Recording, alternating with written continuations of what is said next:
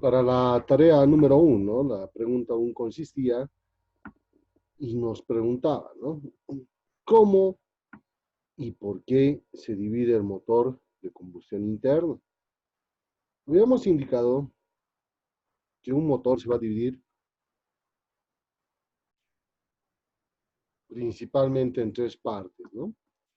Habíamos indicado que vamos a tener en este caso a la culata, la parte superior del motor, siempre y cuando esto sea en línea, ¿no?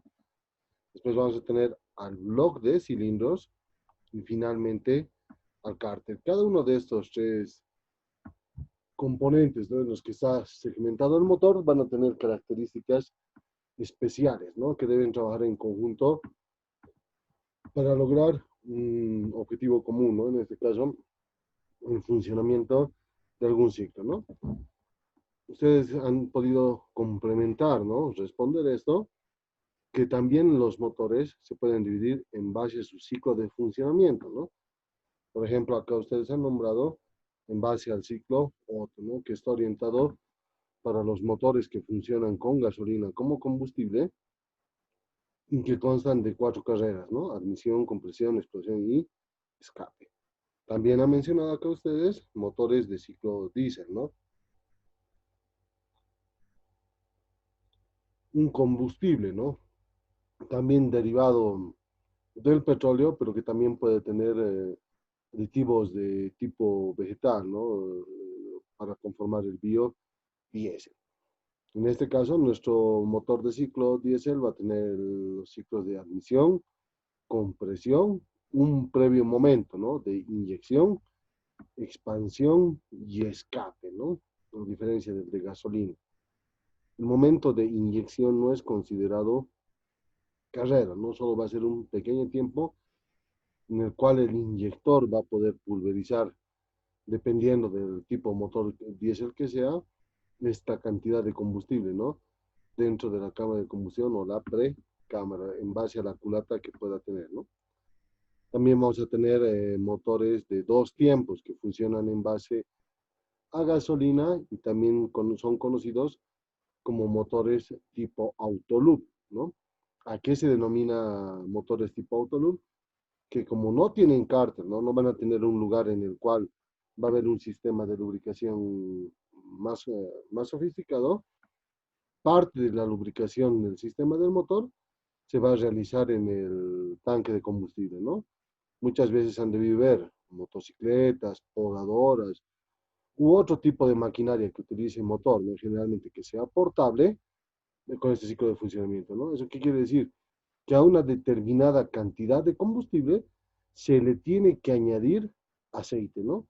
Entonces, esta combinación del combustible y el lubricante va a poder ingresar a la parte interna del motor, lubricando y refrigerando los componentes, ¿no? También vamos a tener, por ejemplo, motores en base al ciclo de trabajo, los de tipo rotativo, ¿no? Los motores Wankel, que se caracterizan por ser motores que no utilizan camisas y pistones, sino un rotor que a medida que va girando sobre su propio eje, permite variar los espacios, ¿no? Y esto para nosotros va a simular los tipos de carga que van a existir dentro del motor.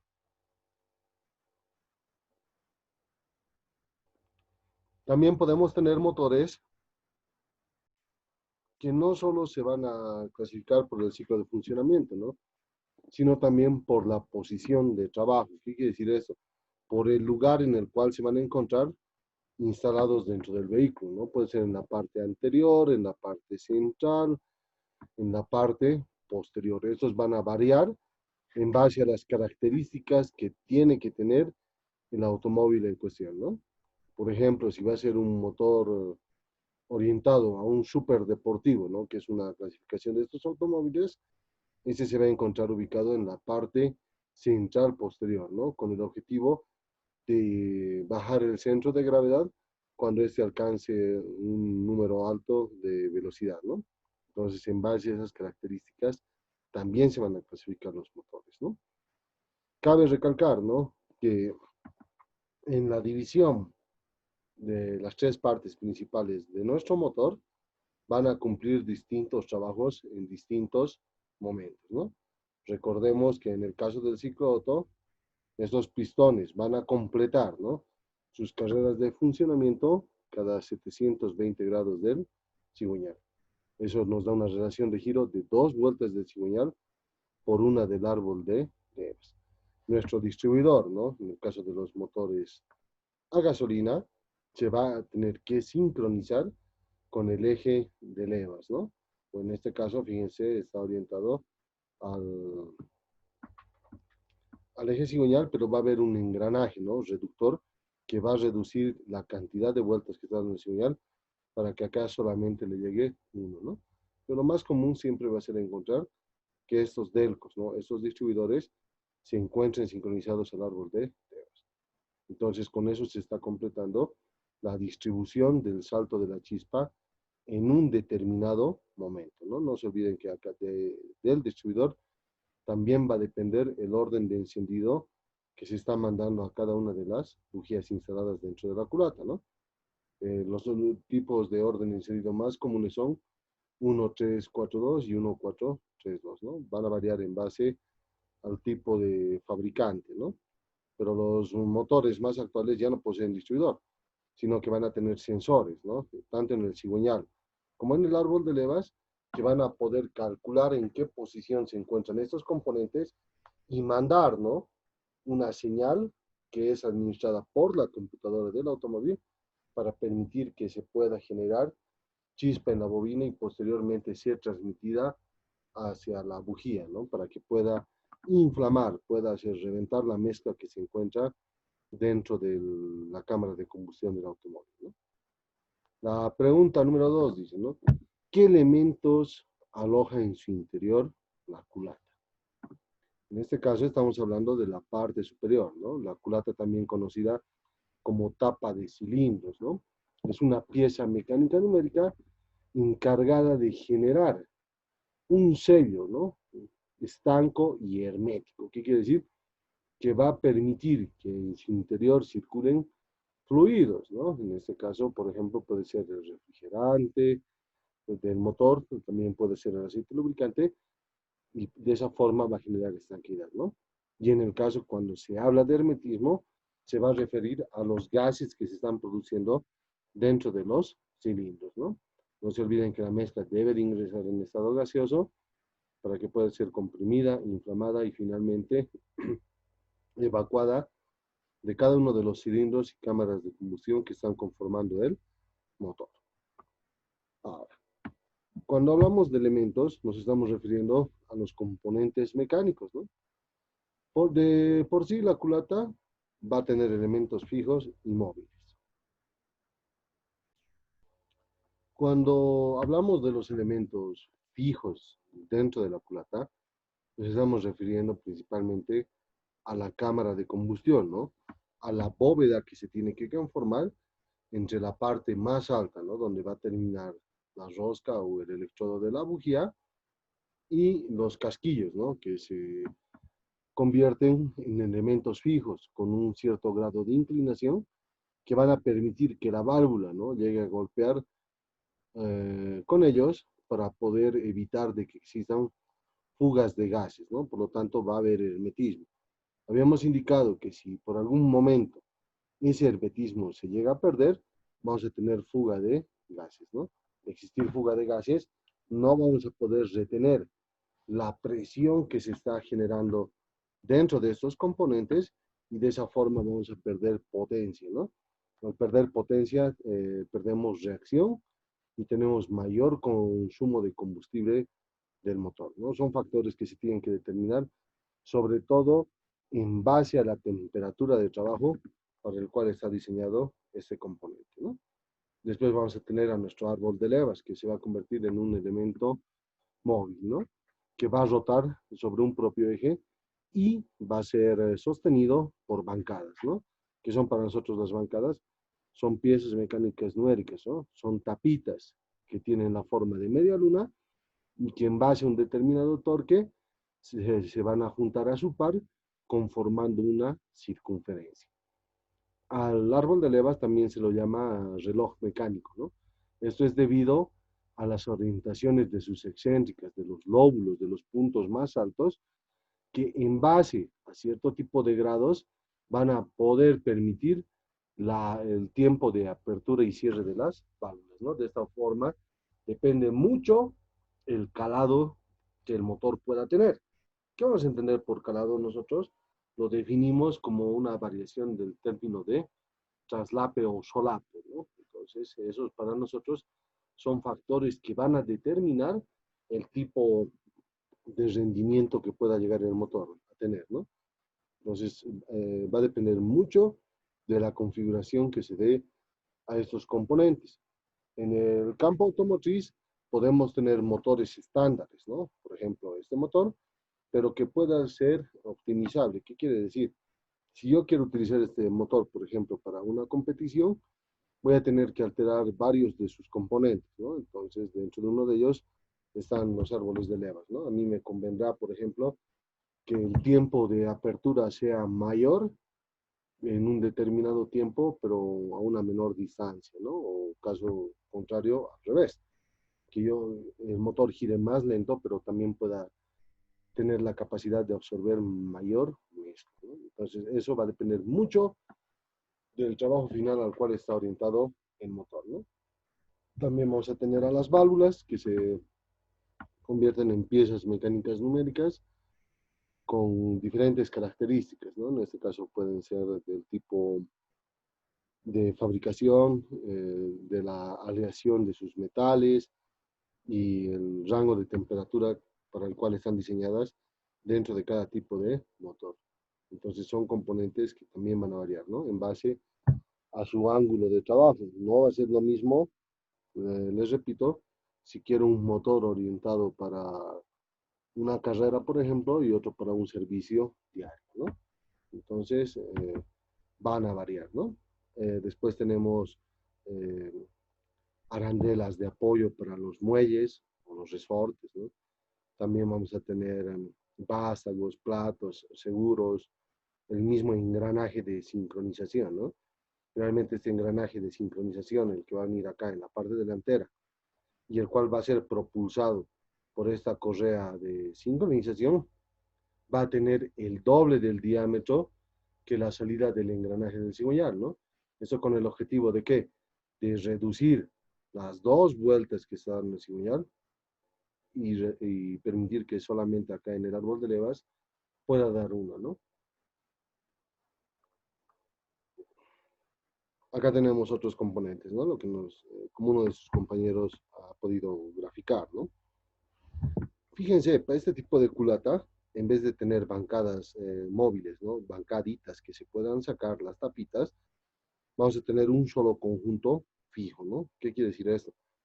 Que estas bancadas van a ser parte propia de la culata, ¿no? No se pueden separar, no se pueden extraer. Por lo tanto, va a existir solamente un orificio, ¿no? Que va a poder traspasar cada una de estas bancadas. Fíjense, la número 1, 2, 3, 4 y 5, en la cual ya se va a encontrar elaborado por defecto el orificio o el túnel, ¿no? Como también se lo conoce, en el cual van a poder apoyarse las bancadas del árbol de levas, ¿no? Entonces va a existir otro método porque nos permita asegurarlas, ¿no? En este caso va a utilizar este sistema balancines, ¿no? Fíjense, tenemos a la válvula, a la arandela de apoyo, al muelle, al plato y a los seguros. Todos se van a alojar y estos van a estar en forma estática, ¿no? ¿Qué quiere decir? Todo el tiempo la válvula va a estar cerrada hasta que no reciba un movimiento, en este caso a través del balancín, ¿no? Si este balancín no se encuentra impulsado por una de las excéntricas o las levas, la válvula va a permanecer cerrada, ¿no? Entonces, lo mismo va a ocurrir, ¿no? Tenemos un solo árbol de levas, pero que va a poder gobernar, ¿no? A través de los lóbulos, a los balancines de escape y de admisión. Son configuraciones normales, ¿no? A este tipo de configuración se lo conoce también como sistemas SOHC o HC, cuando el árbol de levas se encuentra instalado en la parte superior, ¿no? Arriba en la culata. un motor más moderno va a ser de tipo DOHC, ¿no? ¿Qué quiere decir? Que exclusivamente va a haber un árbol de levas, ¿no? Un árbol para admisión y otro árbol para escape. Entonces, estas configuraciones varían en base al tipo de motor, ¿no? Y también vamos a tener nuestro empaque de culata. Para la pregunta 3, ¿no? ¿Cuáles son los fluidos que se encuentran en el motor? Principalmente vamos a tener dos, ¿no? En este caso, dos tipos de fluidos en estado líquido. El líquido refrigerante, que va a ser el encargado de servir como un elemento intermedio, ¿no? Un mediador para poder lograr la transferencia de temperatura, ¿no? Que se está produciendo desde los componentes fijos y móviles a través de la fricción. No se olviden, ¿no? Como primer principio termodinámico, la energía no se destruye, solo se transforma.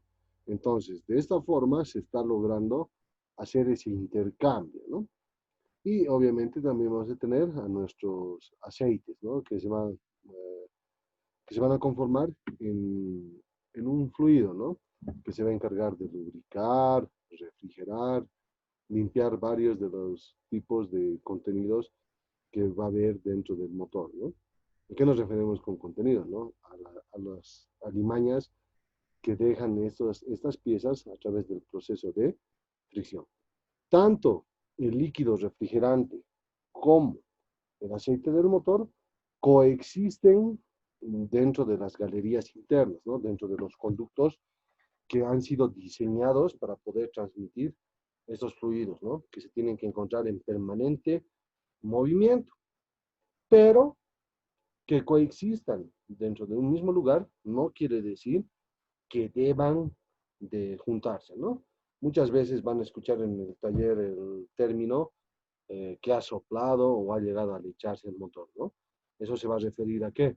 A la mezcla tanto del aceite como del refrigerante, que traen grandes daños a las estructuras y componentes internos del motor, ¿no?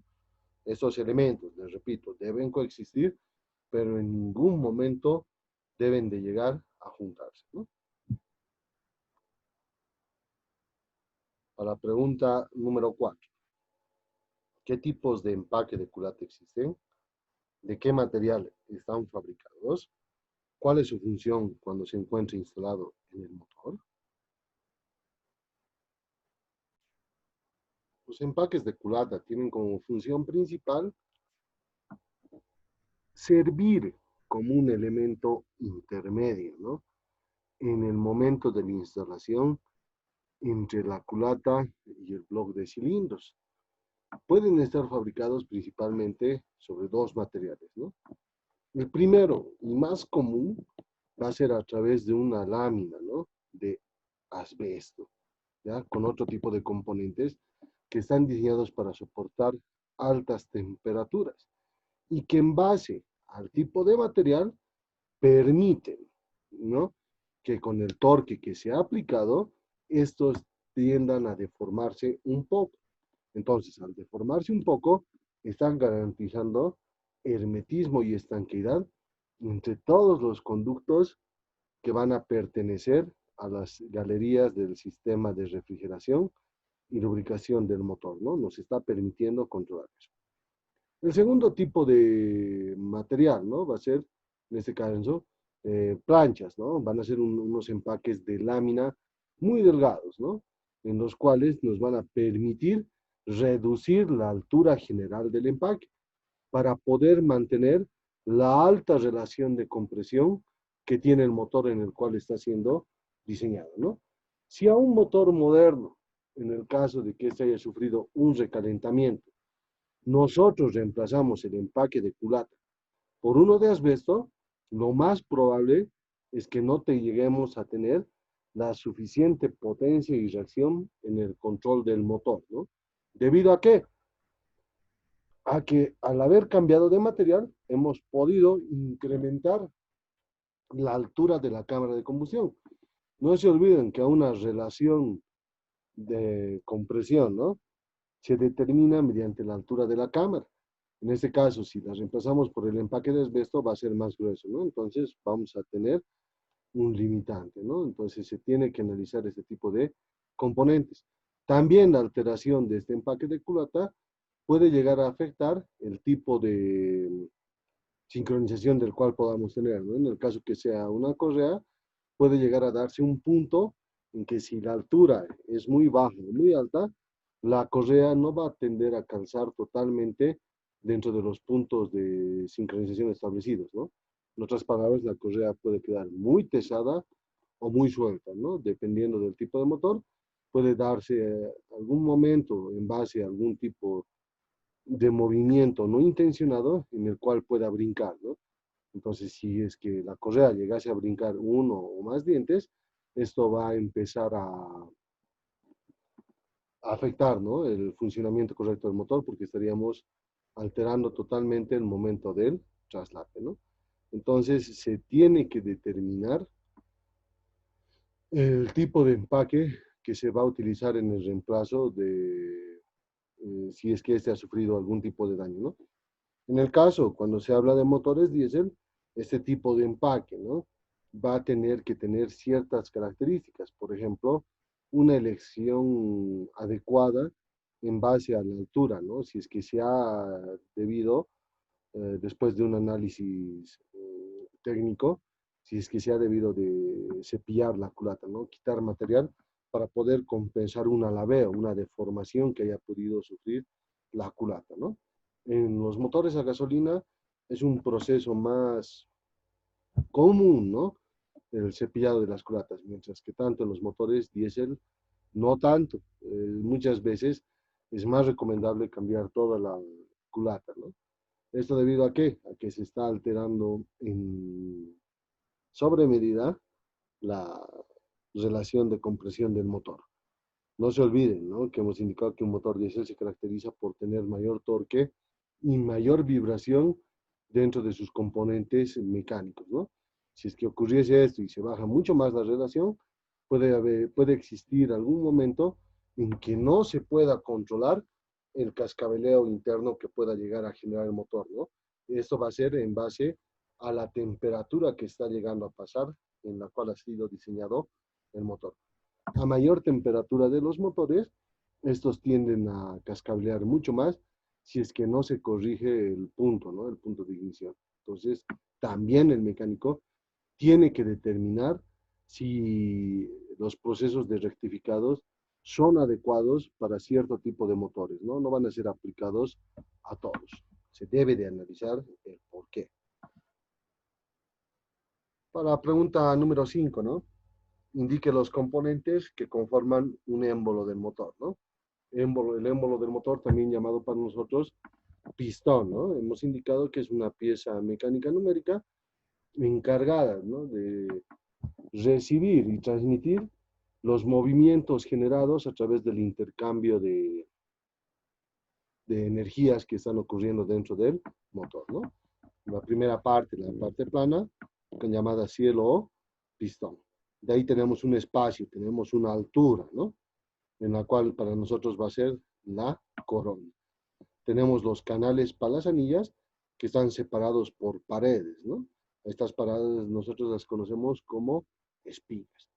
Posteriormente, ¿no? Entre la división que habíamos indicado de los tipos de materiales, entre la parte superior e inferior, tenemos a la falda y dependiendo del tipo de pistón que tengamos, ¿no? Pueda o no tener estos anillos Siger, ¿no? Estas chavetas. Y de esto también va a depender el tipo de instalación por el cual se va a elegir para el bulón, ¿no? Para el perno pasador. Entonces, todos estos componentes van a ser parte, ¿no? Del émbolo del pistón.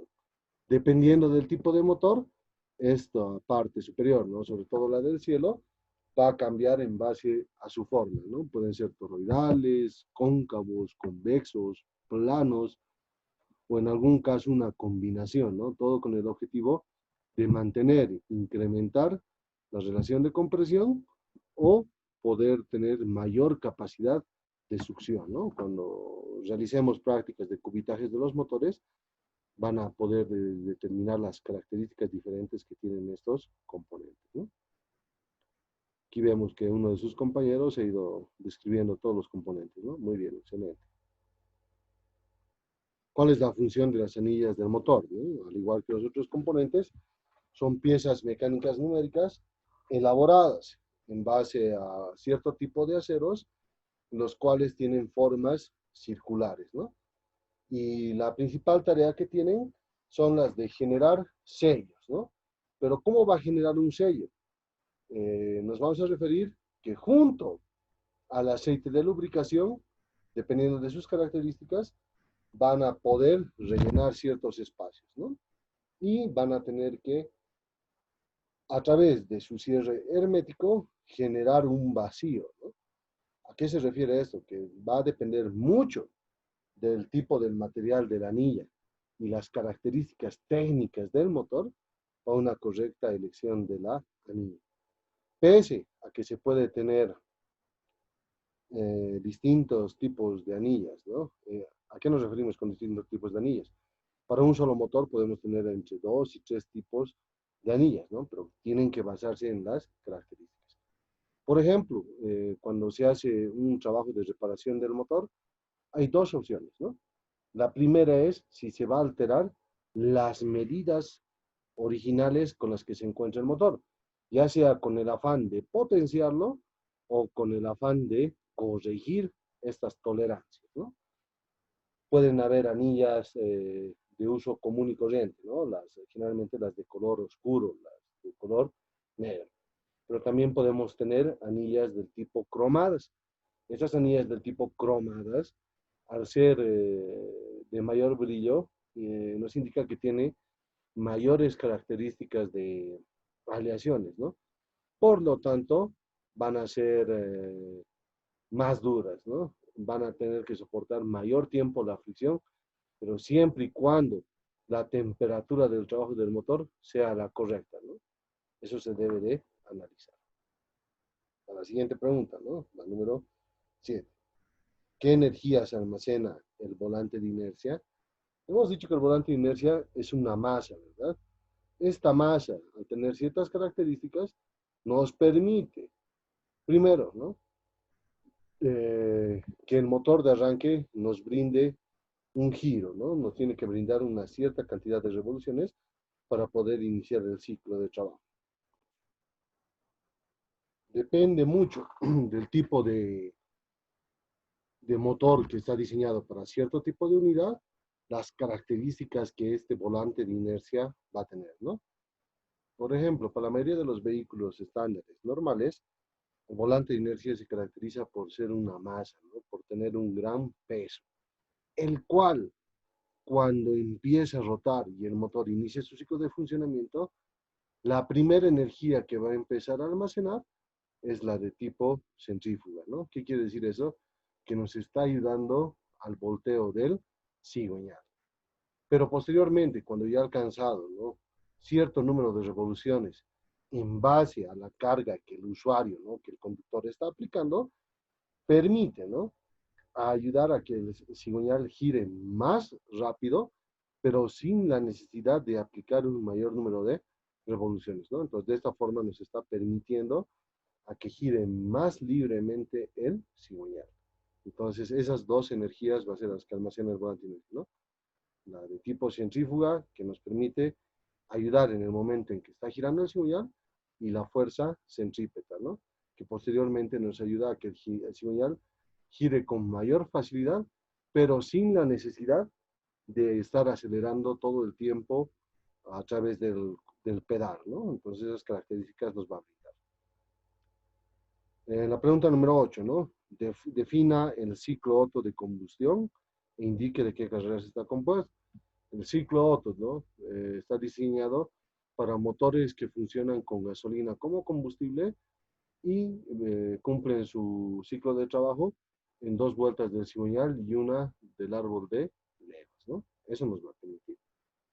Se caracteriza por tener las carreras de admisión, compresión, explosión y escape, ¿no? Todas estas carreras van a funcionar, ¿no?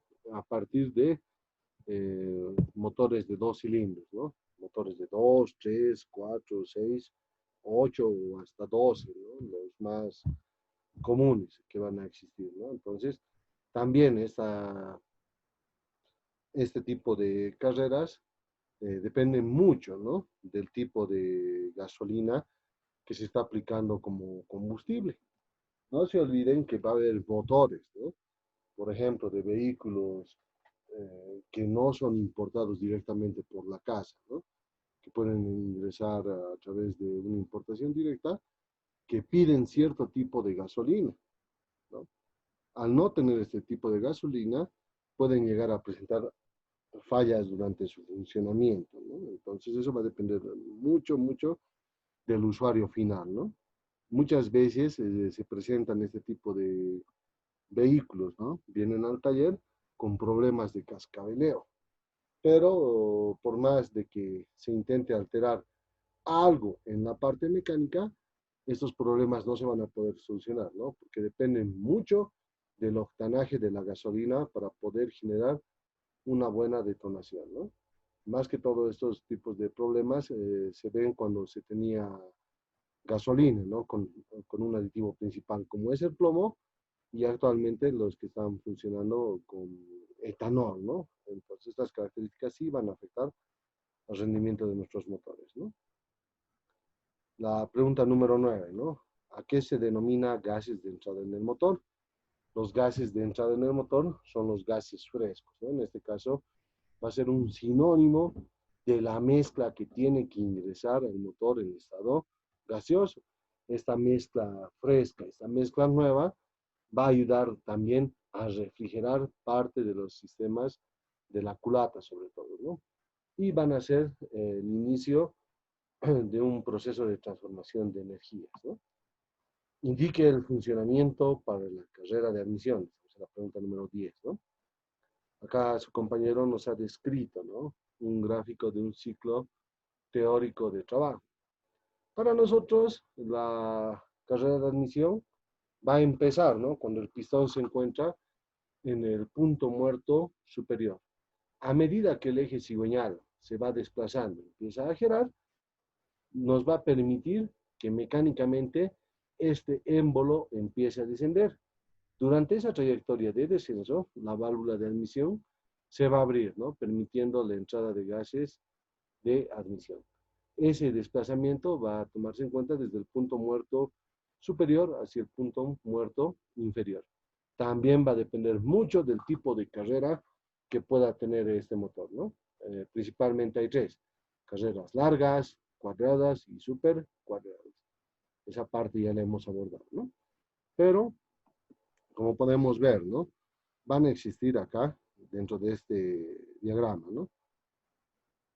Tenemos el proceso de admisión, ¿no? Vamos a partir de aquí, desde el PMS hacia el PMI. Fíjense que es un proceso relativamente corto. A medida que se está aspirando esta succión, la válvula de escape sigue cerrada, ¿no? Entonces, en el proceso de compresión, ¿no? Que va a partir del PMI hacia el PMS, se va realizando este otro tipo de trabajos, ¿no? Dentro de esto. Pero fíjense, aparece acá un proceso que el cual se indica que es de tipo adiabático, ¿no? Pero generalmente va a estar destinado a los motores que utilizan diésel como combustible, ¿no? La pregunta número 11 determina el proceso de desplazamiento de compresión, ¿no? Igual, en todo caso, va a partir desde el punto muerto inferior hacia el punto muerto superior, reduciendo, ¿no? Reduciendo el volumen de mezcla que está ocupando todo el espacio del cilindro, ¿no? Hemos indicado que la mezcla que está ingresando al motor ocupa un gran espacio, ¿no? Entonces todo este volumen está siendo ocupado de forma desordenada. Entonces, a medida que el pistón va llegando al punto muerto superior, toda esta mezcla empieza a comprimirse. Al momento de ir comprimiéndose, va reduciendo, ¿no? Los átomos, los espacios entre los átomos de gasolina y oxígeno, ¿no?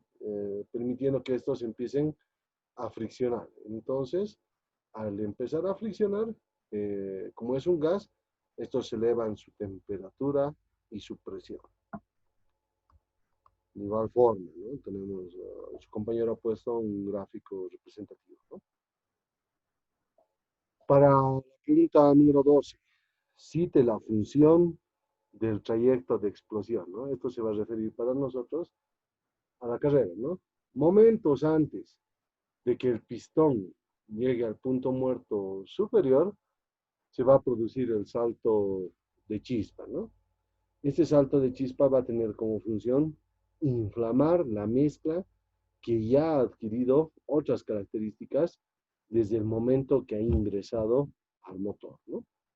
Dentro de estas, este grado de adelanto, ¿no? Nos va a permitir a nosotros darle un tiempo prudente a la incineración de esta mezcla, ¿no?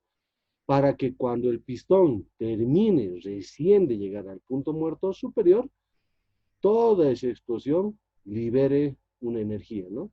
Ese tipo de transformación de energía química a térmica finalmente se va a transformar en energía mecánica, ¿no? De esta energía mecánica va a depender la potencia que se esté generando dentro del motor, ¿no? Entonces, se debe de analizar, ¿no? En base al número de cilindros, cuál es el correcto punto de ignición que se está designando a este proceso. En la mayoría de los vehículos va a depender netamente de la computadora, ¿no?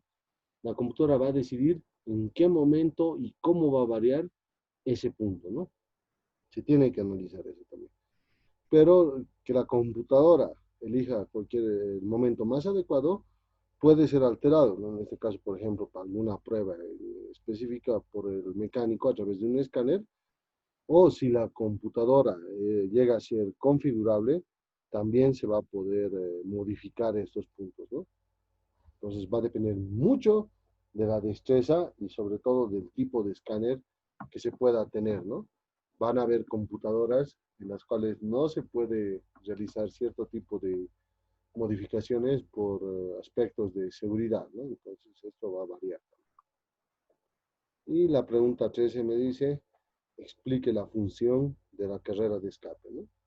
La carrera de escape tiene como objetivo evacuar todos los gases calientes que se encuentran dispersos dentro del cilindro, ¿no?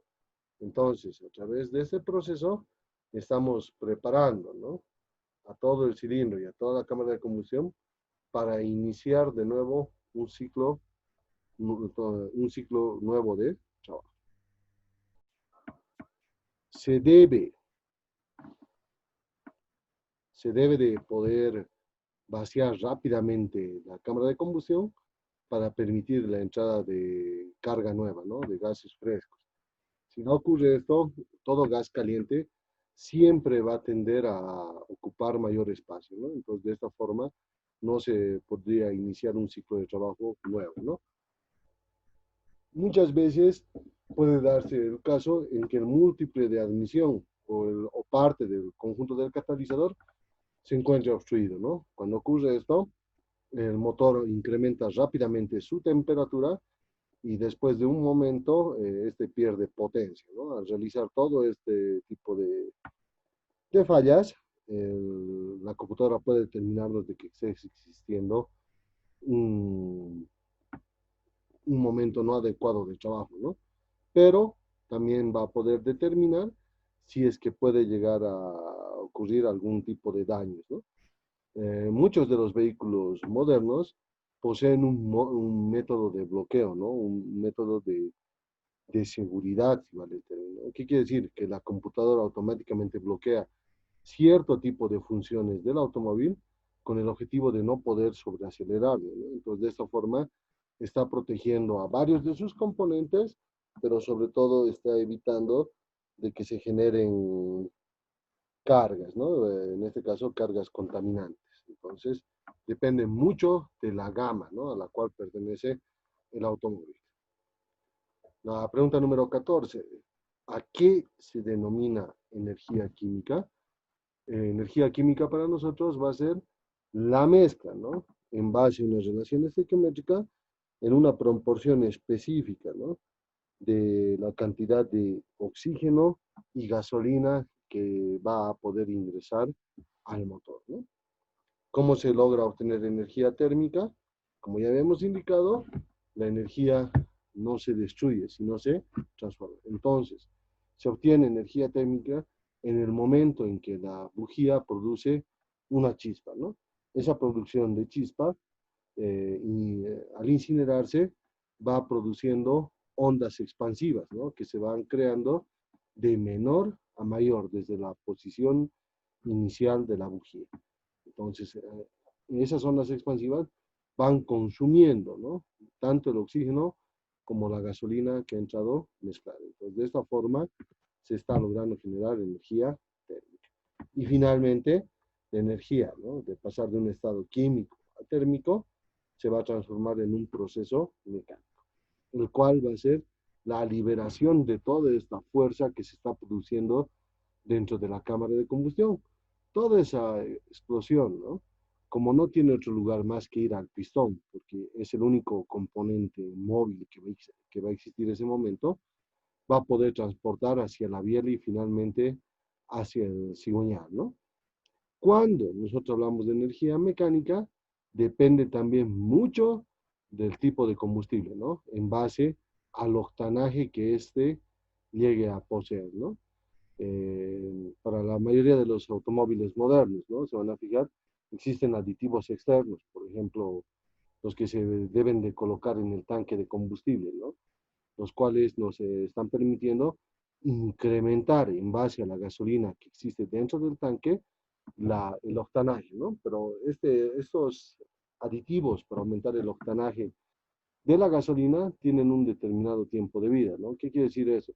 Que si yo voy a echar ese aditivo cuando mi tanque se encuentre lleno, ¿no? Totalmente cargado de combustible, va a permitir un cierto tiempo de vida, ¿no? De incremento de ese aditivo. Pero se debe de analizar a qué tipo de automóvil se está orientando también ese aditivo, porque no valdría la pena, por ejemplo, meterlo a un vehículo que sea del tipo carburado, ¿no? Porque no se va a poder sacar toda la potencia. En cambio, si está destinado a un vehículo de inyección, nos va a presentar otro tipo de características, ¿no? Sobre todo las mecánicas. Entonces, en base a eso, tenemos esos tipos de componentes, ¿no? La pregunta número 17, ¿no? Indica cuáles son los componentes mecánicos que transportan la energía mecánica hacia el volante de inercia. Tenemos principalmente los componentes mecánicos, ¿no? En su estado, cuando se ha producido la carrera de compresión y las otras, tenemos la propia cámara de combustión, ¿no? La cual tiene componentes como las válvulas, la bujía y la propia cámara, ¿no? La estructura interna de la culata. El cilindro donde se va a encontrar alojado el pistón y va a ser el cielo, ¿no? O la cara la que va a soportar este impacto, ¿no? Resultante de la explosión de la mesa. Entonces esos componentes nos van a permitir a mí transmitir, ¿no? Desde el cielo al émbolo, ¿no? Del émbolo va a pasarse hacia el cubo de apoyo, del cubo de apoyo hacia el perno pasador, del perno pasador hacia el pie de la biela, el brazo, la cabeza, ¿no? Y finalmente al puño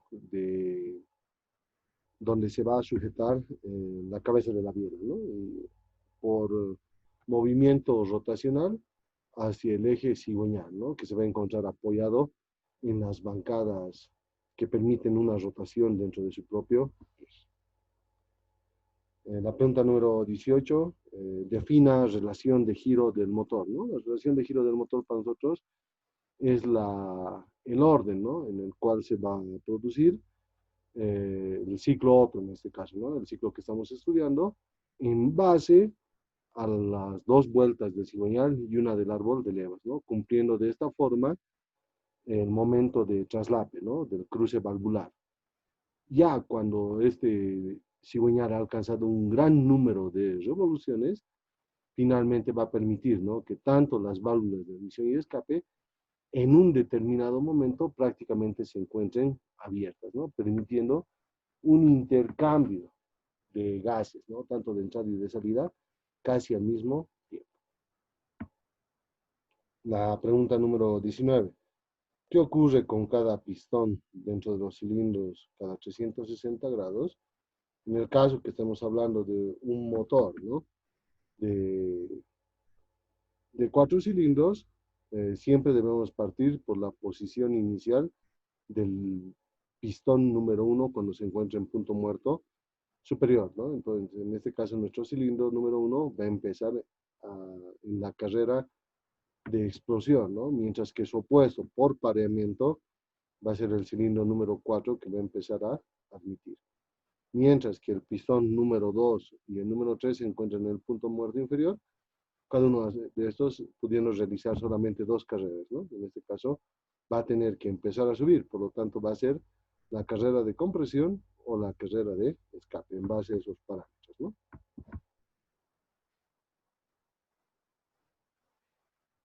La pregunta número 20, ¿no? ¿A qué se denomina gases de salida en el motor?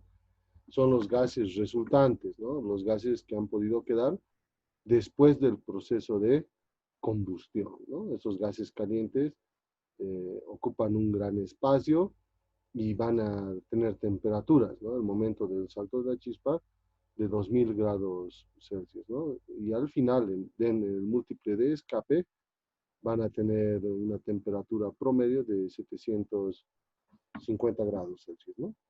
Estos gases que han sobrado del proceso de combustión van a tener residuos, ¿no? De otros componentes, principalmente los residuos de hidrocarburos.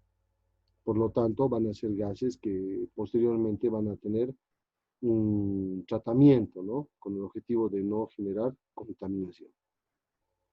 Para la pregunta 21 dice, ¿no? Define la diferencia entre un motor a gasolina y otro a diésel, ¿no? Principalmente el tipo de proceso que va a realizar, ¿no? El ciclo de trabajo. No se olviden, en gasolina tenemos admisión, compresión, explosión y escape, mientras que en un motor a diésel tenemos admisión, compresión, un premomento, ¿no? El cual va a ser la inyección de diésel, expansión y escape. Otra diferencia que pueden tener estos dos tipos de motores es la robustez, ¿no? En cuanto al tipo de material y características mecánicas que van a presentar estos componentes, ¿no? Ya que al tener mayor torque y mayor relación de compresión, el motor diésel tiende a ser de funcionamiento más tosco, ¿no? ¿Qué quiere decir? Que va a vibrar. Entonces, de esta forma, todos los componentes tienen que ser siempre eh, mayormente reforzados, ¿no?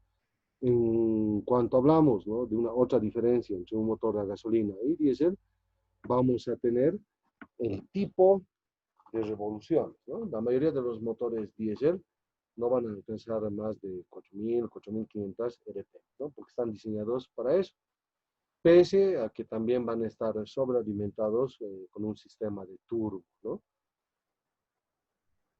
Otra diferencia que se puede tener entre los motores a gasolina y diésel van a ser las temperaturas de trabajo, ¿no? Generalmente los motores a gasolina van a trabajar en un rango de 86 a 90, 92 grados centígrados, mientras que los motores diésel lo van a realizar entre 90 a 95 grados centígrados, ¿no? En este caso, sin importar el sistema de refrigeración que tenga, ¿no? Que bien puede ser por turbina o puede ser un sistema electromecánico, ¿no? De asistencia. Entonces, se tienen que evaluar esas características. La pregunta número 22, ¿no? ¿Cuándo se produce el salto de chispa en el motor a gasolina? Hemos indicado que este punto va a variar, ¿no? En base a la carga que ese momento se encuentre el motor, ¿no? En base a esos tipos de características. Siempre se tiene que dar el tiempo prudente para que toda la mezcla que ha ingresado al motor se combustione de forma total, ¿no? Con el objetivo de que no salga la mezcla cruda, ¿no? Si el punto se encuentra muy adelantado, el salto de la chispa va a empezar a que empiece a inflamarse esta mezcla cuando el pistón no ha llegado ni siquiera a aproximarse al punto muerto superior. Por lo tanto, el motor va a empezar a cascabear. Si el punto de ignición se encuentra retrasado, ¿qué quiere decir? que el pistón ya ha llegado al punto muerto superior y está empezando a descender, recién va a soltar la chispa, ¿no? Si es que llegase a ocurrir esto, esa transmisión de la fuerza, ¿no? Esa transmisión va a producir que se pierda potencia mecánica, ¿no? La explosión prácticamente se va a efectuar cuando el pistón esté descendiendo, ¿no? Entonces no va a ser ninguna de las otras dos opciones la adecuada, ¿no? Van a variar mucho en base al requerimiento y a las exigencias que ese momento requiera el motor, ¿no? En el caso de los vehículos que utilizan distribuidor, depende mucho de la reacción que el usuario final decida, ¿no? Hay clientes, por ejemplo, que no les interesa mucho el consumo de combustible, sino lo que quieren es potencia y reacción, ¿no? Entonces se puede hacer otro tipo de configuraciones, no solo en los sistemas carburados, ¿no? Sino también en los sistemas de inyección, todo con el objetivo de tener rendimiento y potencia. En la pregunta número 23, ¿no? ¿Cómo se logra la combustión en un motor diésel?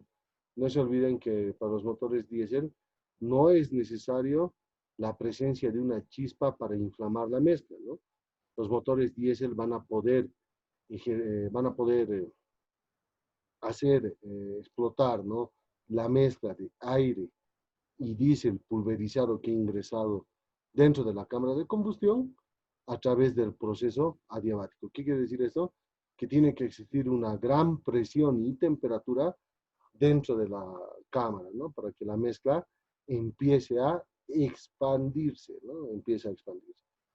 Generalmente en la descripción de los ciclos de funcionamiento, ¿no? De los motores de gasolina, nosotros lo denominamos como explosión, mientras que en diésel es preferible llamar el momento de expansión, ¿no? Entonces, todos estos ciclos van a funcionar dentro de esos rangos de trabajo.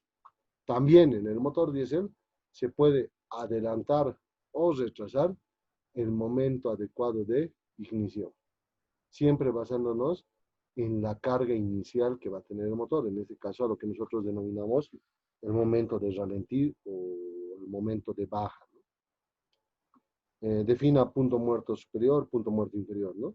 Es la distancia que va a haber entre estos dos puntos, y punto muerto superior quiere decir que va a ser la cúspide, ¿no? El momento más alto en que está alcanzando una parte del cielo del émbolo. No se olviden que si tenemos, por ejemplo, pistones toroidales, en la parte central va a existir otras formas, ¿no? Todo con el objetivo de aumentar la relación de compresión. De la misma forma, punto muerto inferior va a ser el punto más bajo en la cual el pistón ha podido desplazarse cuando hablamos de la parte del cielo, ¿no? No del tipo de émbolo, en el cual ha podido generar trabajo, ha podido absorber trabajo mecánico o ha podido absorber la mezcla en la carrera de admisión. En el motor a gasolina, para la pregunta 25, ¿por qué la mezcla debe ingresar en estado gaseoso? Para permitir que se pueda comprimir con mayor facilidad, ¿no? También debe de ingresar en estado gaseoso para poder permitir que, rápidamente varíe sus características físicas cuando se encuentra como gas, ¿no? En este caso hemos indicado permitir una rápida fricción de sus componentes, ¿no? De sus partículas, tanto de oxígeno y combustible, y permitir que se eleve sobre todo la presión, ¿no? Siempre que se eleva la presión en un gas, aumenta la temperatura. Por lo tanto, cuando salte la chispa o cuando alcance el punto muerto superior, en el caso del motor diésel, el proceso de combustión sea homogéneo, ¿no? Siempre vamos a desear que toda mezcla que ingrese a la cámara de combustión y se transforme en trabajo mecánico pueda consumirse totalmente, ¿no? Con el objetivo de que no salga mezcla cruda. Si el motor de cualquier tipo está logrando expulsar mezclas crudas, van a ser vehículos súper contaminantes, ¿no? Toda la vida siempre se desea tratar de quemar la mayor cantidad de combustible, ¿no? En su totalidad. La pregunta número 26, ¿no? ¿En qué motor se debe de pulverizar el diésel desde la bomba rotativa? El lugar donde se pulveriza el diésel es en la tobera del inyector de alta presión, ¿no? que va a ser un componente, va a ser una válvula que en base a su tipo de diseño, en un determinado momento se va a abrir, ¿no? Esa gran presión que se está produciendo ahí nos va a permitir a nosotros una cantidad específica de ingreso de combustible, ¿no? Nos va a permitir en ese momento lograr eso. Esa cantidad debe ser regulada, ¿no? Para lo cual va a existir dentro de las ramas de la mecánica especialistas, ¿no? A estos tipos de talleres nosotros los conocemos como los talleres de bancos de pruebas, ¿no? En los cuales va a haber equipos especiales en los que se tiene que calcular ese, ese volumen, ¿no? Tiene que ser determinado, tanto en la dosificación de entrega de mezcla por parte de la bomba, como por parte de la dosificación del combustible por parte del inyector, ¿no? Tienen que tener estas características. La pregunta 27 decía, ¿no? Explica la sincronización de los motores. Para nosotros es el momento de traslape inicial, ¿no? ¿A qué se va a referir eso? Al momento en que se tienen que poner en posiciones, ¿no? Principalmente posiciones de inicio de trabajo, tanto a los pistones, a las válvulas, al árbol de levas, ¿no? No se debe de sincronizar y mucho más tratar de encender el motor si es que estos puntos de referencia no están coincidiendo y no rotan en un determinado momento, ¿no? En la mayoría de los motores, si es que se rompiese, por ejemplo, la correa de distribución, no va a existir mucho problema, ¿no? Solamente el motor no va a funcionar.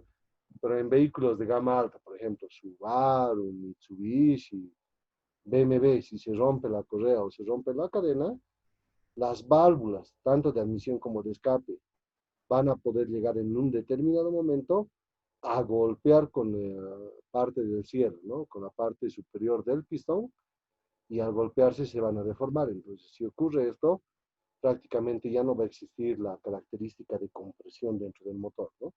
Entonces, esto ya requiere un proceso de rectificación, o en algunos casos es muchas veces más conveniente y más barato reemplazar con otra unidad, ¿no? Prácticamente un cambio total de motor. Cite cuatro componentes que se encarguen de dosificar combustible en los motores gasolina y diésel. En los motores a gasolina tenemos dos principalmente, ¿no? Un carburador, ya que es un sistema mecánico que nos permite realizar la mezcla de aire-combustible, y los sistemas de inyección electrónica, ¿no? Los que se van a caracterizar a través de los sistemas de inyectores, ¿no? Computadora y otros actuadores. En el caso de los motores diésel, vamos a tener principalmente dos tipos de bombas, ¿no? Los de bombas rotativas y los de bombas lineales, pero que siempre van a terminar en algún tipo de inyector, ¿no? Y los sistemas de diésel, los sistemas más modernos, van a trabajar con inyectores, ¿no? Pero controlados y administrados por una computadora principal, ¿no? Que van a brindar ese tipo de características. Acá vemos que su compañero nos ha podido complementar con presiones y demás, ¿no? Dice, la pregunta número 29, ¿cómo el motor diésel puede arrancar con mayor facilidad cuando se encuentra frío? Hemos indicado que los motores diésel funcionan a través del proceso adiabático, ¿no? No necesitan de la presencia de chispas, sino necesitan de una alta temperatura y presión. Todo motor diésel, ¿no? Se caracteriza para facilitar su momento de encendido inicial un, de un conjunto de precalentadores, ¿no? También llamados muchas veces bujías de incandescencia, que prácticamente son unas resistencias, ¿no? Si vale la analogía, las pueden comparar con la resistencia de la ducha. Siempre que hagan ese proceso, deben de verificar, ¿no? Que el sistema de consumo de carga, en este caso de los relés, se encuentren en buen estado, ¿no? Porque va a ser el momento, junto cuando gire el motor de arranque, que se permita que la batería nos entregue la mayor cantidad de corriente. Por eso la batería también tiene que tener un amperaje adecuado para el tipo de motor que se tenga en ese momento en la unidad, ¿no? Muchas veces van a haber motores físicamente grandes, con baterías muy pequeñas, ¿no? Que permiten el momento de trabajo, ¿no? ¿Qué quiere decir eso? Pueden dar uno, dos, tres encendidos seguidos, pero después de un momento van a tender a descargarse con facilidad, ¿no? Y el usuario asume que esa descarga rápida es porque la batería se encuentra en mal estado. No es así, eso se debe a que el motor de arranque y el tipo de consumo es muy elevado para permitir que la batería vuelva a cargarse de manera normal, ¿no? Entonces eso va a variar. Y la pregunta 30 nos dice qué elementos se encuentra de la tapa de balancines y qué función cumple el funcionamiento del motor. Debajo de la tapa de balancines o dentro de esta se encuentra una malla, un tamiz, ¿no? Que va a ser una especie de coladera, que tiene como función permitir que solamente puedan pasar a través de ella vapores, ¿no? ¿Pero qué vapores? Los que se han producido